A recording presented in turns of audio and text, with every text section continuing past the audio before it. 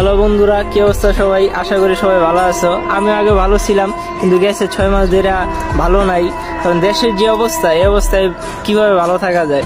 আমি যাই আসছি, কিন্তু আমার বন্ধুরা আরো বেশি করুণ অবস্থায় আছে।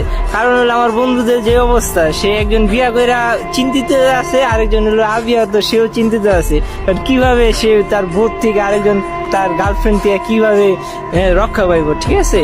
তো বন্ধুরা, এখন আমি আমার বিবাহিত বন্ধুর কাছে তার বিবাহিত জীবনে 7 বছর কিভাবে কাটলো তো দেখি তার অভিজ্ঞতা সম্বন্ধে, ঠিক আছে?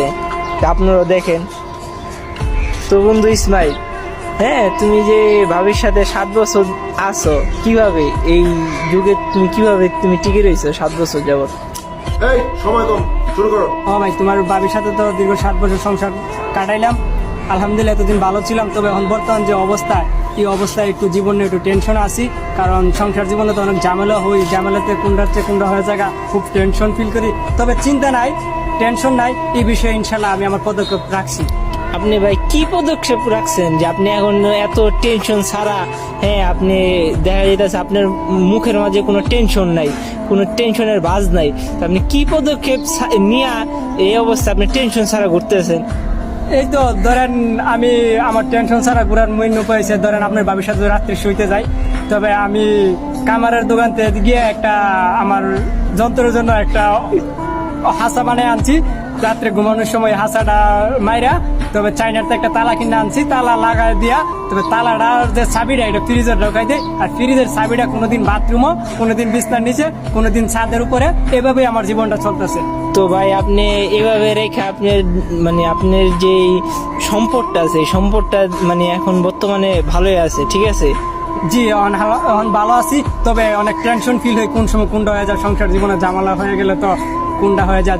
যে অবস্থা আর যেটা চলতেছে, একজনেরটা যাকে একবার শুরু থাকতে সুন্নত করা ছিল ডাক্তারে, তবে এখন যে অবস্থা দেশের, বড় হইলে আবারও সহধর্মিনীর হাতে সুন্নতের মোকাবেলা করতে হয়। কবে যে কোনটা হয়ে যায়, এটাই টেনশন জীবন। তো বন্ধুরা, আমি আমার বিবাহিত বন্ধুর কাছ থেকে শুনলাম যে কিভাবে সে তার বউর কাছ থেকে রক্ষা পায়, আপনারাও শুনলেন। তো এখন এই বর্তমান অবস্থা দেখে আমাদের যে ছোট ভাই, সে কি বলে দেখি, তার বর্তমানের অবস্থাটা কি, অনুভূতিটা তার কাছে জানতে চাই। তো ছোট ভাই, বর্তমানে তোমার কি অবস্থা? তুমি কি নেটে কিছু দেখতেছো নাকি, যে নিউজ বাইরেছে?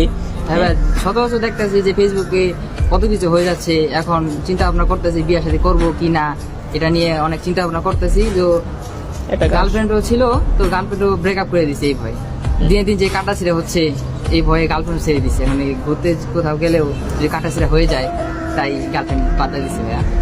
তো ছোট ভাই, তুমি এখন কি ডিসিশন নিলা? তুমি কি বিবাহ করবা কি করবা না? হ্যাঁ ভাই, বিয়ে তো করতেই হবে। বিবাহ করার আগে যাচাই বাছাই করে মেয়ে ভালো না মন্দ দেখে শুনে বিবাহ করতে হবে। তো দর্শকের উদ্দেশ্যে ইসমাইল ভাই, তুমি কিছু বলো। জি, সবাই সচেতন থাকবেন। বিবাহ একটা ভালো জিনিস, সবাই বিয়ে করবেন। আমরা বিয়ের বিরুদ্ধে না, তবে দেখে শুনে জাস্টিফাই করে বিয়ে করবেন। সবাইকে ধন্যবাদ।